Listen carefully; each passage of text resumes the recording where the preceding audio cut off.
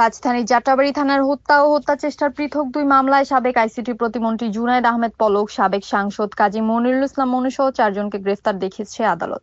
বুধবার ঢাকার metropolitan magistrate Ziauddin Ahmed শুনানি শেষে তাদের গ্রেফতার দেখান। রাষ্ট্রপক্ষের আইনজীবী মোহাম্মদ শামসুদ্দোহা সুমন এ তথ্য জানান। গ্রেফতার অপর দুজন হলেন সাবেক উপ পুলিশ কমিশনার মোহাম্মদ শহীদুল্লাহ ও যাত্রাবাড়ী থানার সাবেক ওসি আবুল হাসান।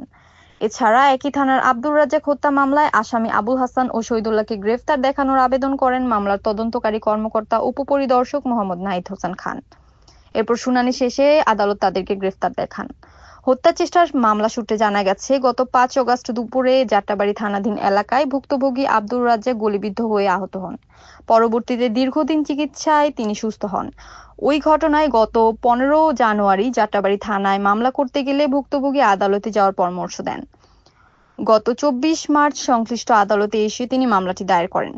হত্যা মামলার সূত্রে জানা গেছে, জুলাই আন্দোলন চলাকালে গত বছরের ৫ অগস্ট যাত্রাবাড়ী থানাধীন হানিফ ফ্লাইওভারের উপরে ছাত্র জনতার সঙ্গে মিছিল অবস্থান নেন ফরিদ আহমেদ।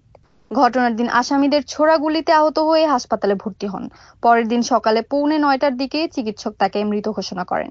এই ঘটনার পর গত ২৩ এপ্রিল রাজধানীর যাত্রাবাড়ী থানায় হত্যা মামলা দায়ের হয়েছে।